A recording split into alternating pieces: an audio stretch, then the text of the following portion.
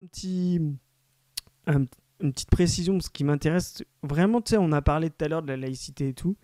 Les musulmans se retrouvent dans une situation euh, de l'histoire de France qui est vraiment une double violence, même triple, mais là je vais parler d'une double.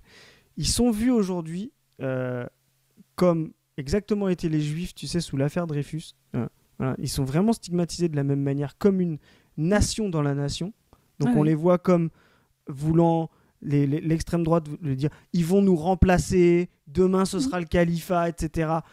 Ils subvertissent notre nation. Et là, vous avez vraiment ce que c'est l'antisémitisme des années 60, des années 1870 qu'on conduit à l'affaire Dreyfus, c'est-à-dire à dire un officier qui est juif, c'est forcément un officier qui trahit. Voilà, c'est ça hein, l'affaire Dreyfus. Hein. C'est Tout voilà, à fait. parce qu'on ne peut Avec pas faire.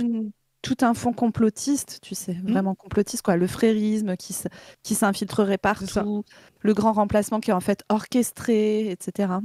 Donc comment dire, ils sont vus comme ça, une nation dans la nation qui gangrène, voire qui va remplacer la noble nation historique. Voilà.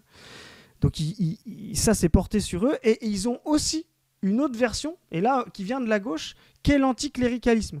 Mm. L'anticléricalisme, alors c'est ça qui est intéressant, c'est que il y a eu d'abord une phase très cléricale de la Troisième République, et ensuite on a eu l'anticléricalisme, c'est-à-dire on a vu à un moment donné ce qu'on a appelé l'affaire des fiches, c'est-à-dire quand vraiment la bourgeoisie progressiste très anticléricale, franc-maçonne, beaucoup, etc., voilà, Jules Ferry, etc., a commencé à vraiment avoir la main sur... c'est tous les radicaux socialistes, enfin avant même les radicaux socialistes, le parti opportuniste, Jules Ferry, c'est tout ça.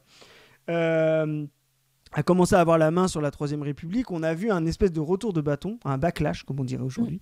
Et on a vu ce qu'on appelle l'affaire des fiches, c'est-à-dire des gens qui fichaient. Avant, on fichait les gens qui étaient laïcs ou qui n'étaient pas pratiquants.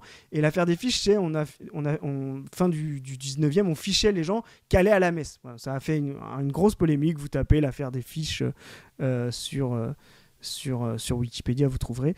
Et donc, en fait, on voit à un moment donné la bourgeoisie qui était extrêmement anti-ouvrière, qui est Clémenceau, et encore, c'est pas le pire, etc., mais qui a été Jules Ferry, etc., qui était vraiment contre le mouvement ouvrier, a utilisé le combat anticlérical contre justement le mouvement ouvrier. C'est-à-dire pour pouvoir porter les masses contre les curés, etc., à la fin à la fin du 19e et au début du 20e siècle. Et ça a un peu brouillé les pistes pendant une période d'énormes tensions ouvrières où il y avait... et anarchistes, hein, où il y a eu même l'assassinat d'un président de la République par des anarchistes, hein, Sadi Carnot. Voilà. Et donc ça, comment ça s'appelle les musulmans aujourd'hui se retrouvent et contre l'extrême droite qui vient de l'antidreyfusisme, de l'antisémitisme profond, bourgeois, très français catholique, voilà, Barès, Maurras, Drummond, etc.